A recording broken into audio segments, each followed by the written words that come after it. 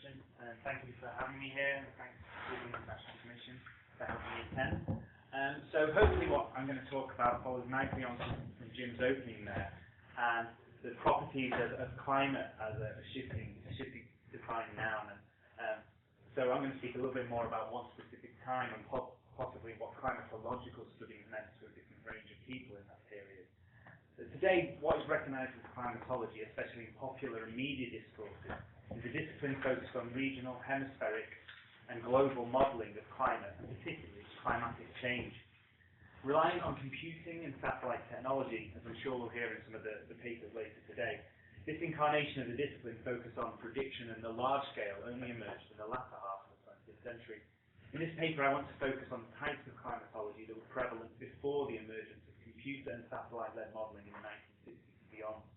I hope to provide a snapshot of the various activities in post-war Britain that were understood at the time as climatological study. As the title of my paper suggests, I want to introduce you to the diverse cast of practitioners operating in the period, from those folk traditions through to new applied statistical approaches. However, rather than thinking in the three distinct spheres of my title, the geographer, statsmen and sages, I hope to show that despite their seemingly disparate approaches, the study of climate that this motley cast did in fact, they did interact and influence one another. And I suppose there could be a fourth one in the title there would be the public. I hope to bring in a little the international context, but given the time restraints, that will be a lot, something that maybe to be brought up more in the questions and discussion. And finally, I hope that my paper will get people thinking about how remnants and influences of all of these approaches to post-war climatological studies can still be found today in climate studies and connected debates, despite their reliance on modelling of newer technologies. So I'd like to begin with some of the folk traditions and amateur observers who are so often on the fringes of the histories of science. I suppose you could say the sages of my title. Many people during the period, especially those in rural occupations in the UK, although usually having no training in meteorology, did have a strong understanding of their local climate and prevailing weather conditions, whether determined by their own direct observations, local community knowledge, or proxy observations, such as sheep coming down into the valley ahead of a snowstorm. Such an understanding of one's immediate environment was imperative to a rural community's success. Inextricably bound up in this local understanding of climate was a canon of weather and climate-related folklore, traditions and sayings as recorded and popularised by 19th century figures such as Richard Inwood and the Reverend Swainson. And here we have a page from Richard Inwood's Weather Law, which was first published in 1869. And I know that's way before the period I'm talking about, but the fourth edition of this book was published in 1950, and it's never been out of print. It's still in print today. Very poetic, a lot of the weather laws and traditions. But rather than focusing on that, I just wanted to highlight quickly two aspects of this to bring up here. I'm not sure whether they'll be big enough, but we have, I just underlined one down here, the other one's off the screen. But if we can see the locations of some of these, and this one at the bottom here with the underline is Kent. These are regionally specific. The British Isles isn't a large landmass, yet this saying here is from one county.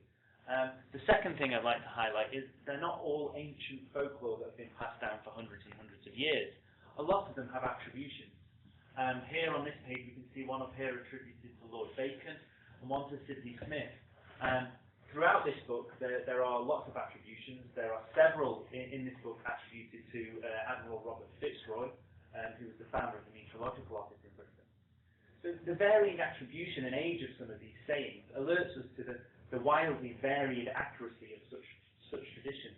There's no clear line between speculation and hearsay and accurate or useful rules of thumb or prediction. And this lack of clear demarcation brings me on to some of the varying methods being employed by more proactive amateurs in the period. So I'm going to just show you a quick video now. It's not too long, that introduces you to a couple of characters who were operating in Britain in this period. Father's rheumatism provides one never-failing answer, but thousands of others aren't so lucky. They're the hopeful amateur weather prophets. To them, it's not a question of depressions and prevailing winds. All they want to know is whether it'll be wet or fine in July and August. To help you find Britain's proverbial one-week summer, our reporter visits the Bartlett brothers, John and Dennis, professional weather forecasters. Last October, say the brothers, they knew all about winter's cold spell. They're ready to forecast up to 12 months ahead, and they claim they are 80% accurate. Well, Mr. Bartlett, I wonder if you can tell me what the weather's going to be like in July. Yes, the first week of July, thunderstorms. The middle 2 weeks, fine and sunny, 2 thunderstorms. And the last week will be bright and fairly decent again. 10 million people will be on holiday in August. What are their chances? Shall we tell him? Well, it's going to be very, very disappointing. Heavy downpours of rain, thunderstorms. It's going to be typical for this month. I don't think it'll be a really good month at all, August. Very disappointing. That's the best way to sum it up. So I thought that might be a nice way to introduce the next group of people. I'll come back to this. So the Bartlett brothers in the video are an interesting example. For whilst they are introduced in the video as professional forecasters, as you may be able to determine from their methods and the confidence in their long-range forecasts, their approach is at odds with that of academic and National Meteorological Service practitioners in the period. To illustrate this further, I've got a couple of books that I'd like to pass round. The first one is by the Bartlett brothers, although I'm yet to get to the bottom of why the initials on here are different than the names given there. I think one of them might have used 2 names, because they're down here as D and K, and I think there's one of them's John on the video. But anyway, so there's a marked page in this book that, as I pass it around, I'd like you to have a look. The second book, for contrast, so this is published in 1949 by the Bartlett brothers, Signpost to the Weather. The second book is called Here is the Weather Forecast, which is published by E.G. Billum, who's a senior forecaster at the Met Office. And this is published in 1947, so 2 years before. He's head of their central forecasting station when this is published. There's a marker in each book of the pages that are relevant. So I'll pass them round, and I'll just discuss a little bit while they're going around. In Billum's book, the Met Office produced book, there's just 5 pages towards the end about long-range and seasonal forecasting. He discusses the approaches and describes the results from using correlation methods as generally not commensurate with the expenditure of labour. So this is a public-facing book where he's saying, really, seasonal long-range forecasting at the moment is not worth the effort we put in for the results we get. Whereas the Bartlett brothers, in their whole chapter on long-range forecasting, start with the sentence here: it is possible for the amateurs to get any idea of the weather several months or even weeks in advance. The answer to this question is yes. It's a very different approach to these public-facing books. Now, it would be easy for me to cast the Bartlett brothers as chancers or even charlatans, but a quick flick through the first half of their book suggests they were anything but that. Whilst their methods and confidence in their long-range predictive ability may have been at odds with academic climatologists and meteorologists, their dedication to encouraging members of the public interested in the weather to learn more about the UK climate and perhaps in time become amateur observers is very much in keeping with wider trends. The first half of their book is pretty much dedicated to teaching people about weather and weather conditions and the British climate. Okay, so I'd like to now briefly turn to another area in which amateur observers were crucial to efforts to understand in more detail the British climate, and that's the study of times of recurring natural phenomena in relation to climate known as phenology. Since 1875, the Royal Meteorological Society has maintained a volunteer recorder network, compiling statistics and publishing an annual report detailing annual occurrences such as the blossoming of blackthorn and the first cuckoo. After criticism of the reliability of observations and questions over the cost of running the network, the Royal Meteorological Society decided to discontinue the phenological report in 1948. The prominent climatologist, geographer, and former president of the Society, Professor Gordon Manley, of whom we will hear more of in a short while, commended the coordinator of the network, Major Gunton, for his remarkable accomplishment, adding how he appreciated the effort even more because of his background as a geographer. Manley was a vocal proponent of amateur involvement in climatology, and later in 1953, he unsuccessfully campaigned to get the phenological network resurrected and taken over by the newly formed Nature Conservancy. It wasn't just the Royal Meteorological Society's phenological network that was reliant on amateur observers during the period. In 1947, at the Met Office, the UK's National Meteorological Service, the climatology branch was relying on just under 5,000 climatological and rainfall stations run by private observers on a voluntary basis. The data from these amateurs, who showed great public spirit, according to the director of the Met Office in the period, in collating their observations, informed both climatological research and the development of applied services and advice at the Met Office. And just to go back a little, in 1939, just before the war, with the conflict on the horizon, the Met Office had belatedly incorporated research into the remit of their normal working staff. During the war, as the office expanded greatly, the now substantial Climatology division, the statsmen of my title, saw itself being called on for more than just the provision of data, as had more traditionally been the case. Notably, during 1942 and 1943, climatological research informed the creation of a government fuel restriction scheme which split the nation into three based on historical temperature records. After the war, the number of services being supplied by the climatological sections of the Met Office continued to increase. In addition to the provision of data for established inquiries such as upper air observations for aircraft manufacturers, by the early 1950s, the Climatology division was now supplying climatological information in connection with water supply, flood problems, agricultural and industrial research, health issues, and town planning and transport. In responding to these inquiries, the Met Office was scrutinising their statistics and data for analogues, barometric trends, periodicities, symmetry points, and general correlation.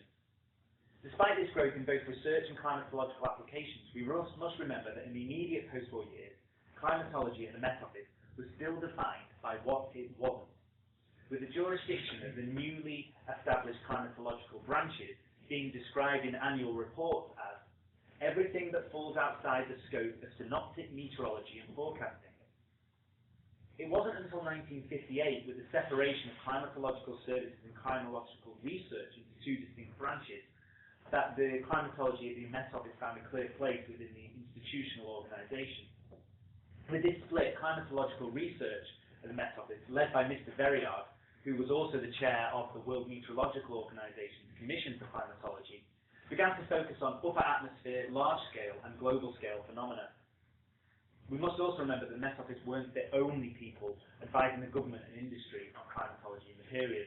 There was a small number of British academics who were spread across university physics departments, geography departments, who were often consulted. For example, in 1949 there was a guidance published on housing and planning in the UK, which relied heavily not only on Met Office advice but also on academic climatologists, referencing several works, including those by Billum, whose book is going round, and also by Manley, who I mentioned earlier. So this brings me on to the last group that I'd like to talk about. And I guess these are broadly conceived the geographers of my title, and perhaps the only group who've received some attention by historians of science to date. Given the time restraints, I'm going to focus just on two prominent climatologists of the period. So here we have, who we've already heard a little about, Gordon Manley, who in 1948, after periods lecturing at Durham, Birmingham and Cambridge, became the first professor of geography at Bedford College, London, where he would remain until 1964, when he left to found the Environmental Sciences Department at the University of Lancaster. And here we have Hubert Horace Lamb, who at the time was working in the climatological department at the Met Office in the Long Range Forecasting Research Division. And he would later go on to found the Climate Research Unit at the University of East Anglia in 1971. Both were familiar with working and consulting on government issues. For example, from the mid-1950s, Manley held a Met Office research grant to investigate London's meteorological records. And during the same period, he was involved with ongoing work with the Ministry of Fuel and Power on the effect of temperature on fuel. But rather than focusing on those smaller applied areas, I'd just like to briefly speak about the new approaches and techniques that these two figures and others around them were key in progressing. And how we can consider these figures an important bridge between the traditional stamp collecting of climatologists as the compilers of meteorological observations and the modern global computer modelling of contemporary climatologists. Here for context, it's important to reiterate that climatological research in Britain in this period was strongly influenced by international academics. So we heard a few names mentioned by Jim in his talk there, but also perhaps notably the German pioneer of climatological statistical analysis, Helmut Landsberg, and by a suite of Scandinavian climatologists and meteorologists, including the Swede Hans Ullmann and Denmark's Leo Listgaard. During his career, Manley worked on a vast array of problems, from glacial, work on the last extent of the glacial maximum, to work on snow in London. However, he's most commonly remembered, especially by climatologists today, for his meticulous work creating the Central England Temperature Series, which he first published in 1953. The CET is the longest continuous record. The CET is the longest continuous record of instrumental surface temperatures, with daily measurements going back to 1772 and monthly means going back to 1659. It's compiled from a vast array of climatological records that Manley compiled and standardized over several years, giving an average temperature for a roughly triangular area covering the centre of England between Bristol, Lancashire and London. The Central England Temperature Series quickly became a central component of climatological study in the UK and further afield. It is indicative of wider developments in the field. The study progressed from the local and individual compilation of data to larger standardized and applied uses for meteorological observations. Updated by Manley in 1974, today the series is maintained by the Hadley Centre at the Met Office and is used to calibrate proxy records of climate change. Now on to Lamb again. In the early 1950s, Lamb was working on many issues similar to Manley. And in 1950, Lamb published a paper in which he introduced the Lamb weather type, which would go on to become perhaps just as influential as Manley's temperature series. The system which classifies synoptic weather based on variations in surface pressure across the British Isles, like the temperature series, can be seen as indicative of the shift of climatological research that climatological research was undergoing in the period.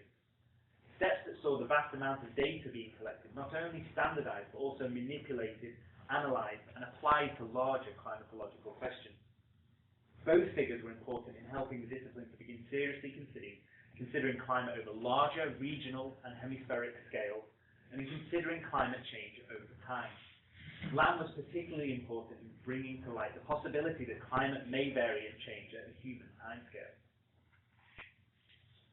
Whilst Manley and Lamb, in my opinion, should both be viewed as protagonistas of global climate studies and climate modelling, we must also be clear on where their views on both the utility of numerical methods and the issue of anthropogenic climate change lay. Lamb left the Met Office in 1970 to set up the Climate Research Unit at University of East Anglia, and he left in response to what he saw as the over-reliance of the organisation on computers and numerical methods, whilst Manley, later in his career, became disillusioned with a number of studies that were not based on first-hand scientific studies and he stuck by his climate history methods, whilst nearly all around him were adopting environmental modelling methodologies. And both figures were reticent to be drawn on human causes of climate change. The statistical analysis and the manipulation of data, as practiced and advocated by Manley and Lamb, continued to increase through the 1950s. In the second half of the decade, computerized systems using punch card systems became commonplace for the climatological department at the Met Office. And by the end of 1957, the World Meteorological Organization was selling microcards of the meteorological data collected during the International Geophysical Year. And most of these seem to have been sold through the Commission for Climatology. So just to summarize, these ever-increasingly technical and technological reliant methods being adopted by climatology seem at first to be completely divergent from some of the other traditions introduced earlier in the paper. However, in small glimpses and interactions through organisations such as the Royal Meteorological Society, we see how this newly emerging approach to climatology and its professionalised proponents remained in touch with amateurs and earlier traditions of climatological study. British climatology in the period managed to maintain a connection between the amateur and the professional. In this respect, Gordon Manley stands out as a unique character, writing a weekly column in the newspaper The Manchester Guardian, whilst at the same time working on the complicated statistical compilation of the Central England Temperature Series. Today, as scientific consensus, public opinion and political action on anthropogenic climate change have failed to converge, increasingly academics are highlighting the importance of cultural aspects of climate knowledge. Much of this academic work shows the important role that particular, specific and local perspectives of climate can have in connecting communities to the often abstract scientific study of anthropogenic climate change. In light of such development, the work of figures such as Manley and Lamb, who are consistently progressive and critical in their approach to climatological study, whilst always remaining grounded, public-facing, and aware of larger societal debates, should be seen as important figures that can help to inform current debates.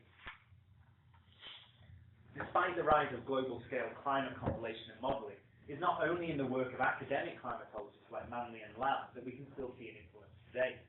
Weather sayings, lore, and folk traditions still persist and form an integral part of many regional identities in Britain. Whilst the rising popularity of the citizen science movement has seen amateur networks revitalised and once again put to work doing real scientific research. After 50 years without any nationally coordinated phenological system, in 2000, the Woodland Trust launched the Nature's Calendar Survey, and now over 50,000 people across the United Kingdom are once again contributing to phenological data and a nationally compiled report. Applied climatological services continue to be developed, commercialised, and increasingly beginning to be applied to regional, national, and even international scales. And finally, of course, whilst Manley and Lamb's approach to statistical climatological work may have been superseded, the compilation of data theories, both from observed and subsequently proxy records, has only continued to increase, with the techniques and theories developed by climatologists in the post-war period forming a foundational element of climate modelling today. Thank you.